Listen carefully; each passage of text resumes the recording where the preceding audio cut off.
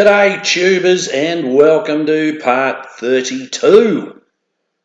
How are we all? All good, I hope. I haven't done a video for a little while. As you know, I'm back in Melbourne, just doing a bit of work to cash up. So thank you to my viewers and my subscribers and whoever the hell else wants to look at these things anyway. So yeah, thank you to you all. Yeah, guys, we're just planning our next trip, and we were going to go to Western Australia, but I've changed my mind. We're going to head up into central New South Wales and central Queensland, and we're going to give the drought-affected farmers a bit of a hand, just voluntary. They're doing it pretty tough, and there's a mob, well, there's probably quite a few mobs doing it. I've signed up with a mob, Frontier Services, that put you in touch with farmers that need a bit of a hand, and we're going to go up and just help out how we can. Nothing too physical. I mean, I'm not a young man anymore, but they reckon it's mostly grey nomads that are doing this sort of thing. So yeah, so we're going to do some voluntary work. We're going to do something for someone else for a change instead of me. But anyway, no, all good, guys. So yeah, that's what we're sort of going to be aiming at. So central New South Wales, here we come. Well, tubers, here's the start of the modifications to my little Oriental girlfriend. Yeah, some new shoes. Yeah, we got some nice new rims and tyres. Pretty cheap, actually, as for a set of 4. They've got a pretty, I wouldn't say aggressive mud pattern, but they should give me some pretty good grip in some of the muddier stuff, hopefully. A little bit more ground clearance with it as well. I'm still contemplating a lift kit, but we'll see how we go. I'll just see how this goes, and maybe go from there. I'm not a serious 4-wheel driver. Having said that, we coming up here, you'll see we went down to Super Cheap Auto, yeah, free ad for them, and bought just a cheap winch, a Chinese thing, obviously. About $720 or something like that, a complete kit. So obviously I'm going to have to do a little bit of fabricating to make it fit. So what we'll have to do first, I'm not going to take you through step by step of bloody fitting these. God, there must be a million videos on these on YouTube. But yeah, the first step is we'll take the front bumper off little Zooks and have a look what we've got. And as you can see, what we're going to have to do is we'll have to make up a bracket and weld it to this front cross member, which is going to be interesting because I'm a bastard of a welder, but that's going to be fun. So we'll have to remove a bit of the bumper. So we cut a middle section out and just set the winch on a little stand so we could sort of dummy it up. So that's roughly how it's going to look. And from there we proceeded to make a bracket out of 10mm plate, had that cut up and welded it all up and that. Just coated it in some of this body deadener stuff, so it doesn't chip and rust and that sort of stuff. And I'll tell you what, it's pretty good at hiding a few crappy welds, but that's, well, like I said, I'm no welder. Or you don't have to be a good welder. You got to be a good grinder. Well, that's what they say, but here's the finished product. Fitted on beautifully. The wiring was a piece of cake. It's got a remote control and all of that sort of stuff. So, yeah, we hooked it up. I got a tree strap for those greenies out there that don't want the trees destroyed. I got a tree strap and just hooked it up, and this is just on the driveway, and give it a bit of a test, and bloody thing worked a treat. So yeah, so that's sort of Zuki a little bit more 4-wheel drive friendly, not much, but for $700, if it saves you once or twice, it's worth it, guys, isn't it?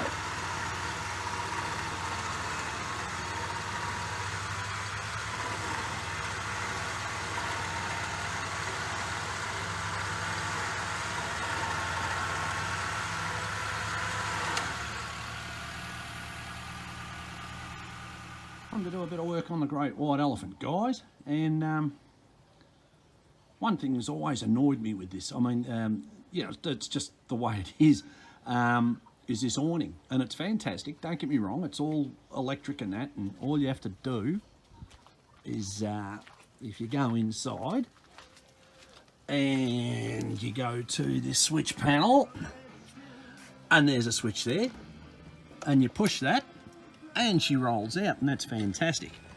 But I'll show you what the problem is once it's all out. And you'll see what I mean. It's a beautiful day in Melbourne today, so there's no wind or anything, or just a tiny little bit. So we roll that out, but as you can see, you know, it's got the supports there, but there's nothing really strong holding it. So as you can see, it's flapping around a little bit already. Now you can imagine when the wind gets up, what happens is that.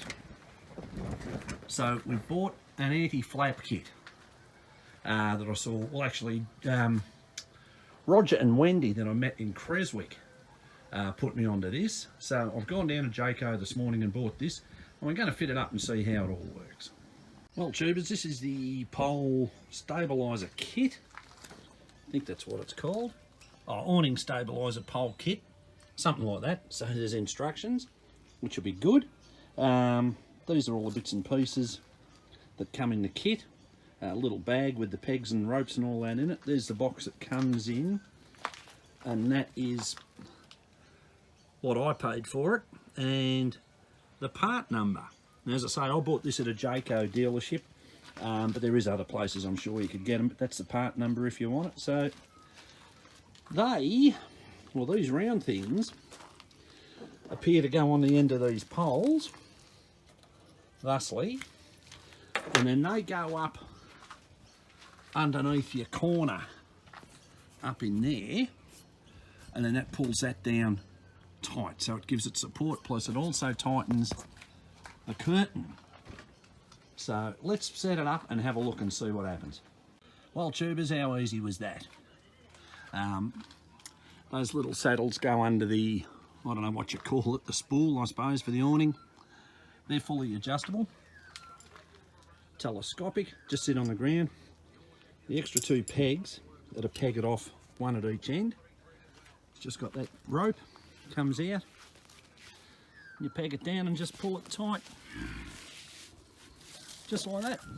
Same at the other end, as you can see, and that's made a heap of difference. That's much more solid straight away. Won't move at all.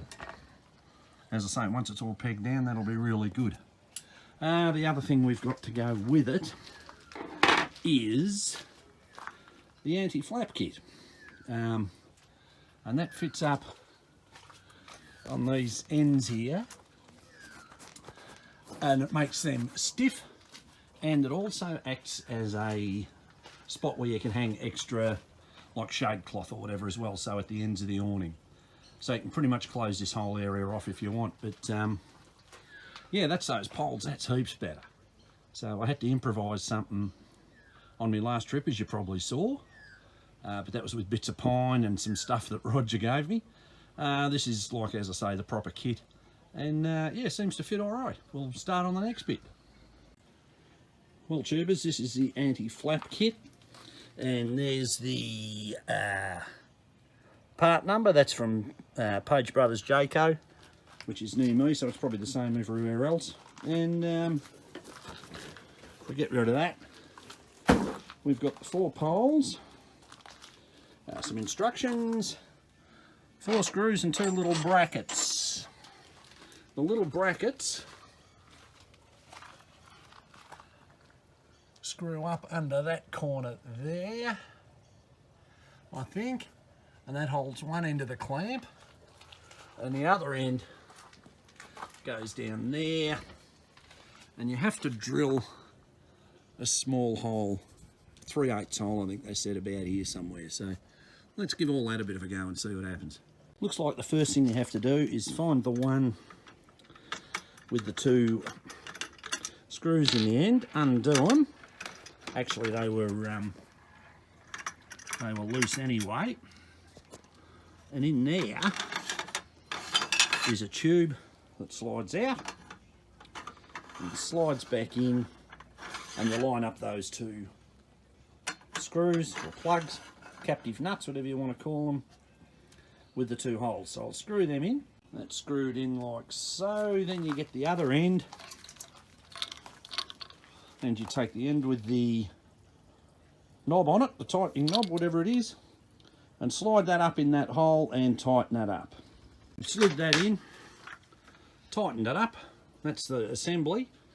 I'm tipping that knob in the middle will be to adjust the length of it, because this is from 2200 to 2300, so there's varying size awnings, so make sure you measure it before you go and buy it. So yeah, we're going to try this and see what happens. Well, as you can see, tubers, that clips on that outside edge of the awning. That's, as I said, you unscrew it and expand it out and that'll adjust it. So you can see now roughly where that hole's got to go. So we have to drill a small hole here, or 3/8 actually, and the other end, it's probably a bit hard in the sun to see, that bracket goes up top there. We should be able to utilise one of the existing screws, so we have to drill a little hole by the looks of it. Well, tubers, that's the motorhome end. Yeah, just a couple of holes. I used a 3mm drill bit. I don't know what the hell you're supposed to use at Imperial, but anyway, it doesn't matter because I'm in Australia. Yeah, so that's that end, according to measurements from the manufacturer. We'll now go down the other end and drill the hole down there.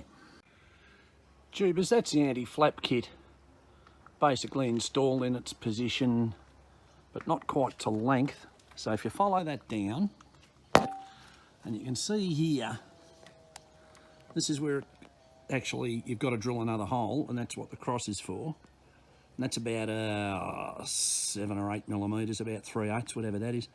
Drill a hole in there, then that actually extends into that, and then you lock it up via your thumb screw thing up there, and that gives you your distance, and that should support it all. And there we have it, tubers. That's the front end installed. Heaps tighter in the bloody top already, heaps tighter. And it's got the additional bloody rail in there in case you want to hang a wall down the front. So that fits a treat. Yeah, that fits a treat. Made that nice and stable. We'll do the other end and that's it. And there we have it, tubers. All installed, tightened up, fitted. Look at that, solid as a rock. That's going to be heaps better. Now at least I might be able to get some sleep at night when the wind's blowing. Look at that. Hey, fantastic. Well, that's it for part 32, tubers. As I say, it's only a short one, only about 14-15 minutes or so. Thank you to everyone once again, as usual. The more subscribers, the merrier, so they say. Doesn't really bother me. Yeah, a couple of weeks' time, Melbourne Cup weekend. There's 4 of us going up from work, so myself and 3 other crazy bastards, and we're all going gold prospecting up round Bendigo. So watch out for that. I'll take a bit of video and you get to see what 4 stupid guys can actually do. Yeah, it should be a bit of a laugh. And we're going to go and try out that smoker that they were setting up at the Huntley Hotel there. They should have that finished by now. That was a month or a couple of months ago. So that should be finished by now up there with Peter and Mick at the Huntley Hotel. So definitely worth a look if you're going up through Bendigo, the north of Bendigo. But yeah, that's it, guys. As I say, there'll be more to come before we start heading up north. That won't be till about February next year. As I say, I want to try and cash up a bit, but we'll be doing a little bit more on Zuki and a couple more little bits and pieces before we go away. So anyway, guys, we'll see you next time. Thanks again.